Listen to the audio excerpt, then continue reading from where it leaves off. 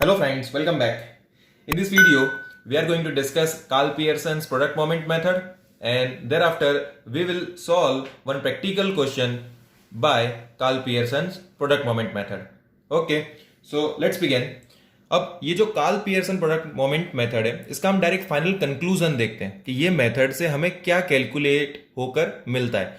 तो ये मेथड से हमें मिलता है आर। क्या मिलता है? आर। अब आर को बोलते हैं कोरिलेशन कोएफिशिएंट। क्या बोलते हैं? Correlation coefficient. क्या बोलते हैं? Correlation coefficient. अब देखते हैं ये कोरिलेशन कोएफिशिएंट यानी कि जो आर है इसका मतलब क्या होता है। तो जैसा कि हमने हमारी फर्स्ट वीडियो में देखा था कोरिलेशन का मीनिंग, तो वही एग्जाम्पल को यहां पर अपने एक्सटेंड करेंगे। आपने देखा था कि कैसे रेनफॉल होने से राइस का प्रोडक्शन होता है और रेनफॉल नहीं होने से राइस का प्रोडक्शन नहीं होता है। तो ये जो हुआ इसको बोलते हैं पॉजिटिव कोरिलेशन। ये बात हमने हमारी फर्स्ट वीडियो लीनियर कोरिलेशन पे थी, उसको हमने डिस्कस किया था। अगर आपने वो वीडियो नहीं देखी है तो ऊपर दिए गए आई कार्ड को क्लिक कर वो वीडियो आप देख सकते हैं।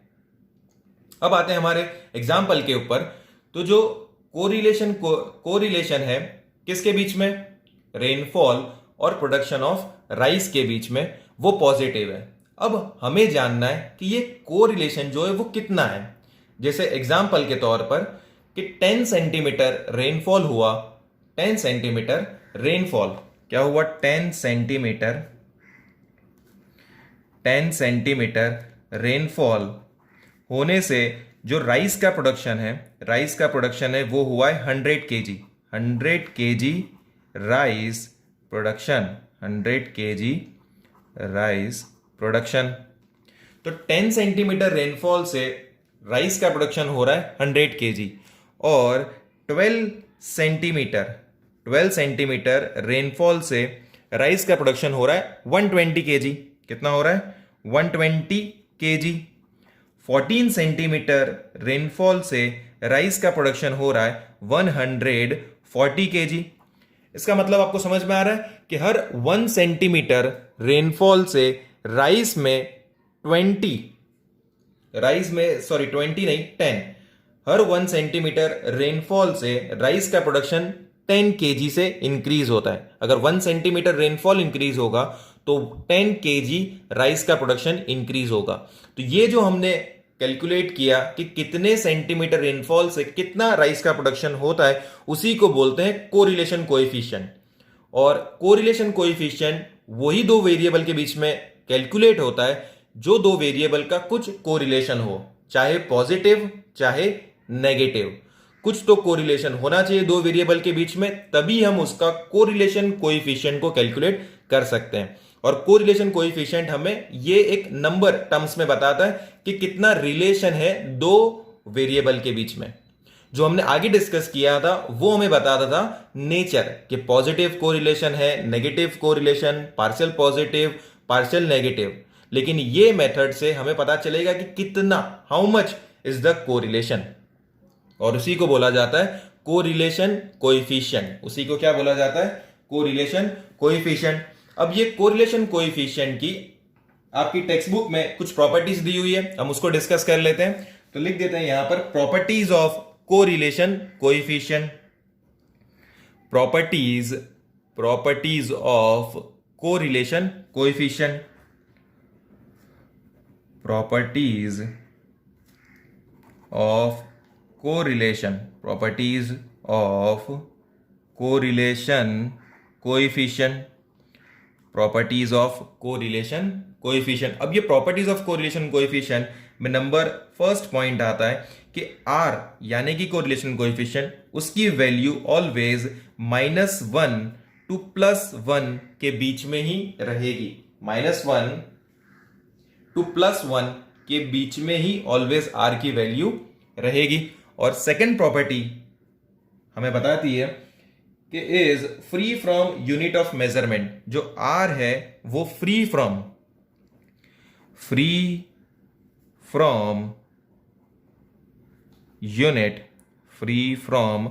Unit of measurement free from unit of measurement. इसका मतलब कि आर का कोई यूनिट नहीं होने वाला है। जैसे अलग अलग यूनिट्स होते हैं ना, 1 kg, 2 kg, 1 लीटर, 1 डजन, तो वैसा कोई यूनिट आर की वैल्यू का नहीं है। R is free from unit of measurement. और जो थर्ड प्रॉपर्टी आपकी टेक्स्ट बुक में लिखी हुई है वो है third property R X Y equals to R Y X. अब ये जो प्रॉपर्टी है और इसके बाद की जो फोर्थ नंबर की प्रॉपर्टी है, वो जब हम क्वेश्चन सॉल्व करेंगे पे अपने कार्ल पियर्सन मेथड से, तब हमें ज्यादा अच्छे समझ में आएगा। लेकिन अभी फिलहाल के लिए R X Y equal to R Y X का मतलब ये है कि जैसे कि हम 2+1 कर रहे हैं तो आंसर क्या आएगा 3। अब अगर हम 1+2 करेंगे तो आंसर क्या आएगा 3। मतलब आंसर जो है वो सेम ही रह रहा है, चाहे आप 2+1 करो या 1+2 करो, वही है ये आर एक्स वाई या आर वाई एक्स। आंसर तो क्या रहने वाला है, दोनों में सेम ही रहने वाला है।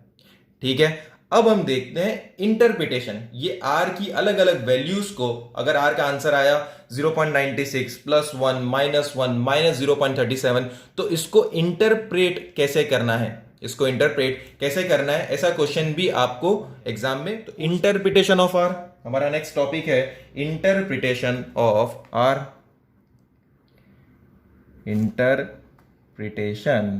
Interpretation of R. अब उसके लिए बहुत अच्छा टेबल आपकी टेक्स्ट बुक में ही ऑलरेडी बनाया हुआ है, वही टेबल को मैं यहां पर बनाने वाला हूं। तो टेबल कुछ इस तरीके से बनाया हुआ है, एक लाइन बनाई हुई है यहां पर, और इस तरीके से यहां पर एक एरो, यहां पर 2 एरो, 1 2 3 एरोज बना दिए। अब यहां पर ये जो है वो आर की वैल्यूज है। से फॉर एग्जाम्पल आर की वैल्यू अगर आ रही है +1, आर की वैल्यू अगर आ रही है +1, तो इसको हम बोलेंगे परफेक्ट पॉजिटिव कोरिलेशन। इसको हम बोलेंगे परफेक्ट पॉजिटिव कोरिलेशन। अगर हमारा आर का आंसर क्या आता है परफेक्ट +1, तो उसको हम बोलेंगे परफेक्ट पॉजिटिव कोरिलेशन। अगर हमारा आर का आंसर आता है 0, तो उसको हम बोलेंगे लैक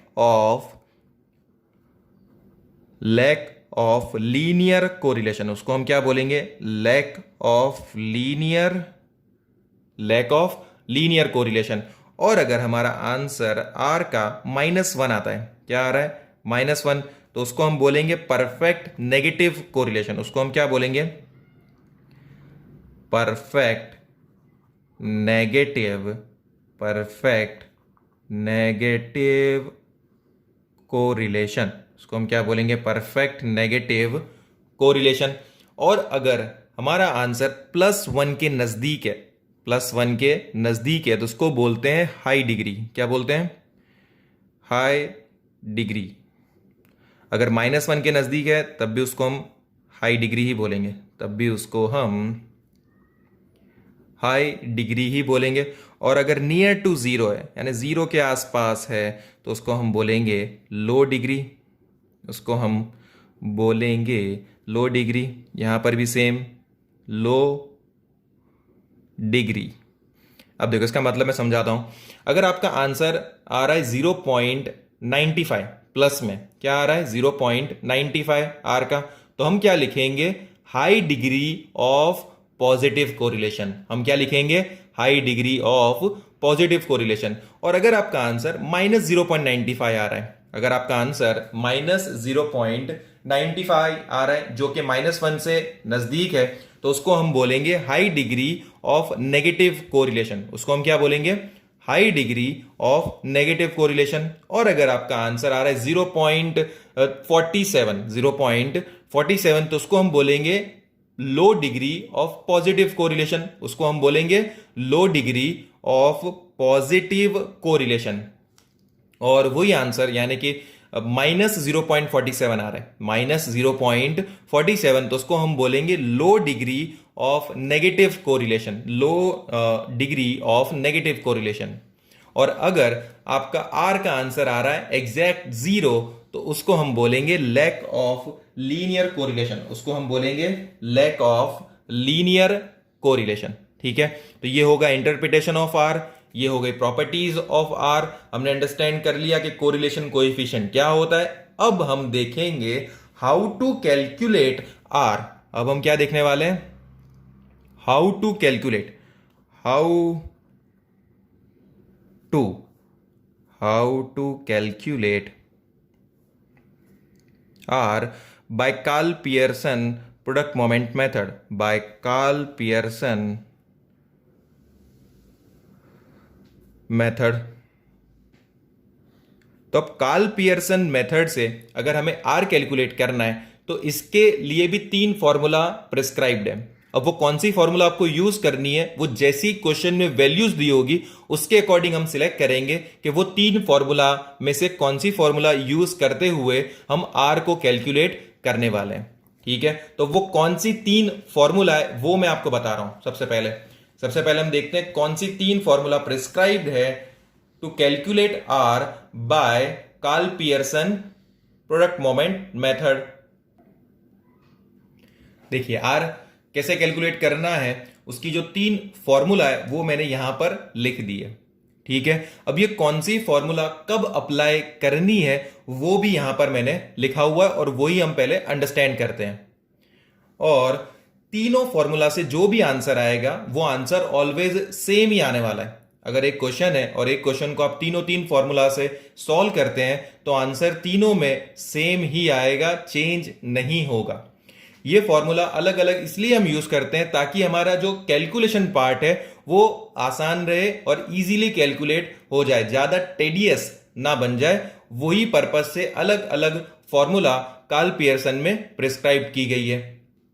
सबसे पहले when X bar and Y bar are not in fraction, then formula for calculating correlation coefficient is r equals to sigma x minus x bar into y minus y bar upon under root sigma x minus x bar the whole square multiplied by under root sigma y minus y bar the whole square।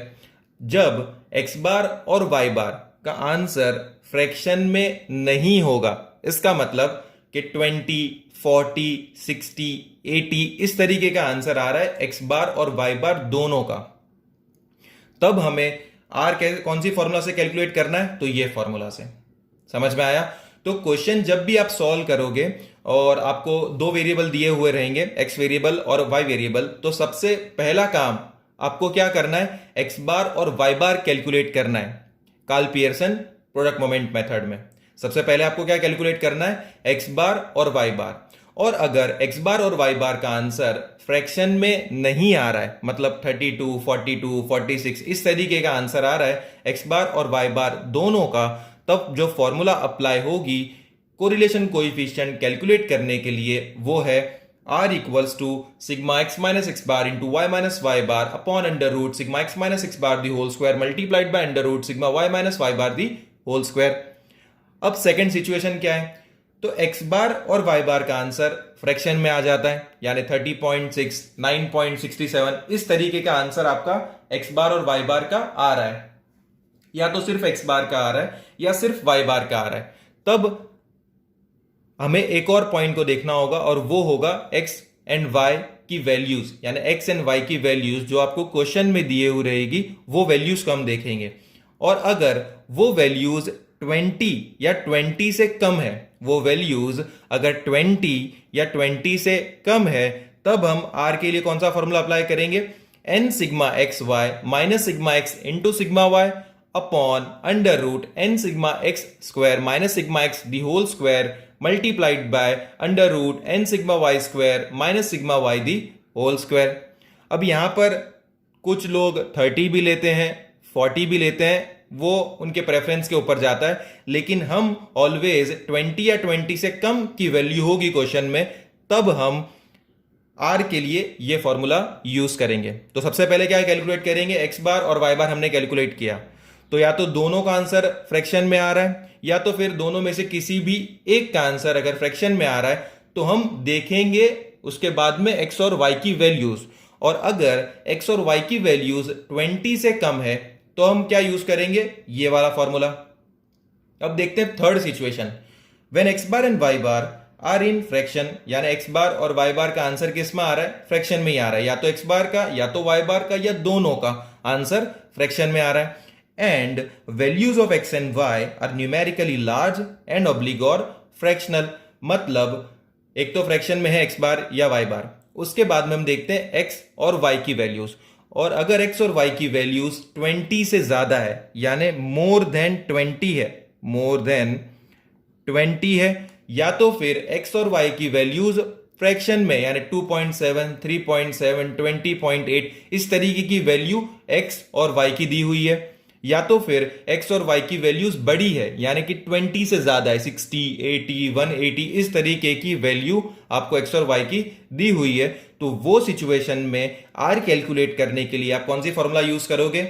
n sigma uv minus sigma u into sigma v upon under root n sigma u square minus sigma u the whole square multiplied by under root n sigma v square minus sigma v the whole square. अब ये जो formula frame की गई है वो correlation coefficient की fourth property है, वो बेसिस पर ये फॉर्मूला को फ्रेम किया गया है, और इसको जनरली शॉर्टकट मेथड भी बोलते हैं, इसको यूवी मेथड भी बोलते हैं। यूवी मेथड कब अप्लाई करनी है हमें फ्रेंड्स? जब x बार और y बार एक तो फ्रैक्शन में है और x और y की वैल्यूज बड़ी वैल्यूज है यानी 20 से ज्यादा नंबर की वैल्यूज है, या तो फिर x और y की वैल्यूज पॉइंट में है, डेसिमल में है, तो वो सिचुएशन में हमें ये यूवी की फॉर्मूला को यूज करना है। और ये कब यूज करना है? जब x बार और y bar are in fraction यानी फ्रैक्शन में है x बार y बार और x और y की वैल्यूज 20 या 20 से कम है। और ये फॉर्मूला कब यूज करना है? जब x बार और y बार दोनों फ्रैक्शन में नहीं है, दोनों का आंसर 30, 80 इस तरीके का आंसर है, तब हम कोरिलेशन कोएफिशिएंट कैलकुलेट करने के लिए ये फॉर्मूला को यूज करेंगे।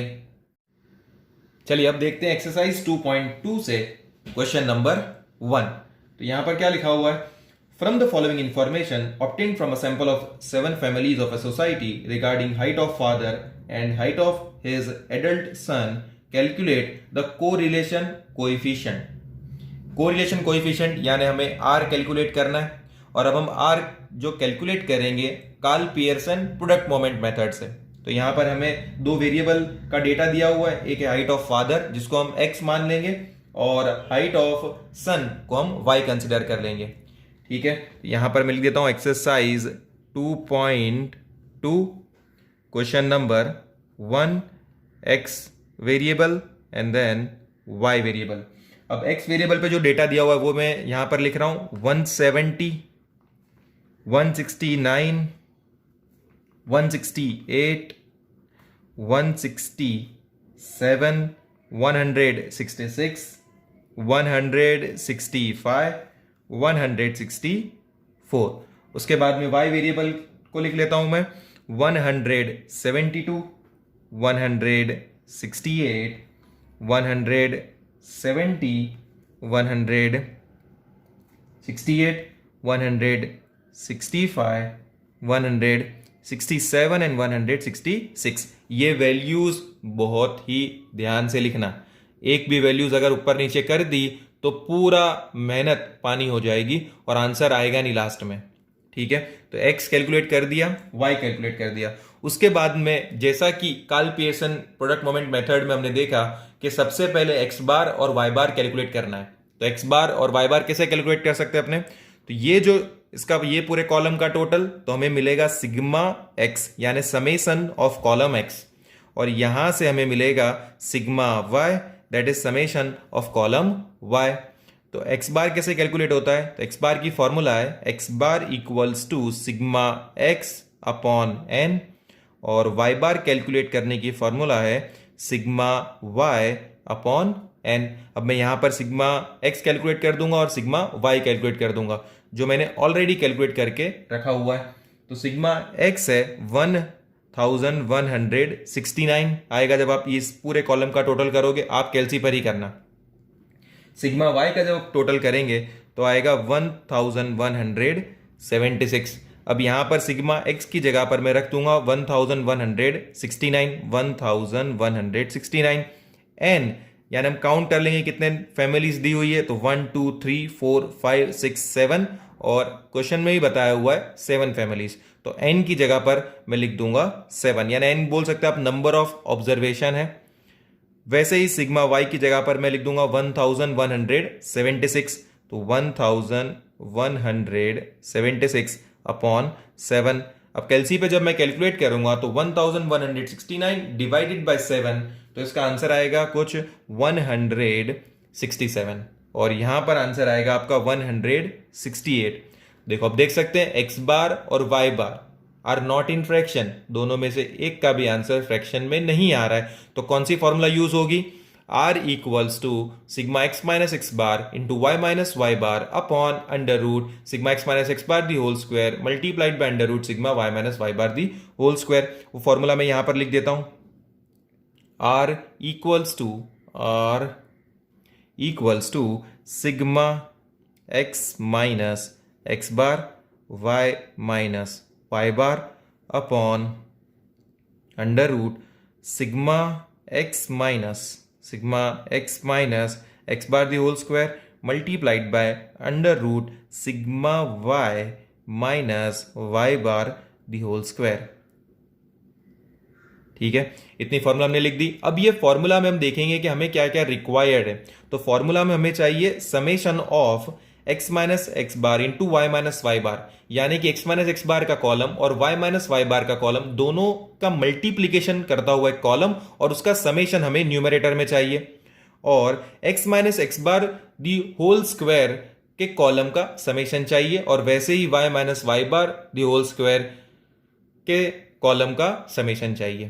तो सबसे पहले हम यहां पर क्या लिखेंगे, एक्स माइनस एक्स बार हमें एक तो चाहिए होगा, उसके बाद में एक कॉलम होगा y माइनस वाई बार, उसके बाद में ये दोनों कॉलम का मल्टीप्लीकेशन, तो x माइनस एक्स बार y माइनस वाई बार, उसके बाद में हमें चाहिए x माइनस एक्स बार ये कॉलम का स्क्वायरिंग, तो यहां पर हम कर देंगे स्क्वायर, और y माइनस वाई बार का भी हमें चाहिए स्क्वायर। ठीक है, अब ये x माइनस एक्स बार करेंगे तो x देखो क्या है यहां पर 170, x क्या है 170, और x बार अपना कितना है 167, x बार है 167, तो 170 माइनस 167, तो आंसर आ जाएगा आपका 3।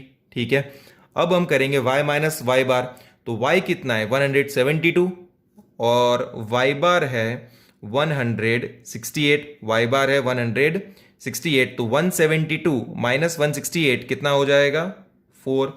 अब x minus x bar into Y minus Y बार दोनों का मल्टीप्लीकेशन, तो 3 मल्टीप्लाइड बाय 4 कितना आ जाएगा यहाँ पर 12, 3 मल्टीप्लाइड बाय 4 यहाँ पर आ जाएगा 12। अब x माइनस एक्स बार का स्क्वायरिंग करना है, तो यहाँ पर x माइनस एक्स बार का क्या आंसर आया है 3, अब 3 का स्क्वायर कर देंगे तो आंसर आ जाएगा यहाँ पर 9। वैसे ही y माइनस वाई बार का स्क्वायर करेंगे तो आंसर आ जाएगा यहाँ पर अपना 16। अब वैसे ही सारी वैल्यूज को हमें कैलकुलेट कर लेना है। देखो यहां पर मैंने सारी वैल्यूज को कैलकुलेट कर लिया। अब अपने क्या करेंगे, sigma x minus x bar into Y minus Y बार अपने चाहिए, तो ये पूरे कॉलम का टोटल करेंगे। जब आप ये पूरे कॉलम का टोटल करोगे तो आपका आंसर आएगा 25, आंसर आएगा आपका 25, that is sigma x minus x bar into Y minus Y bar.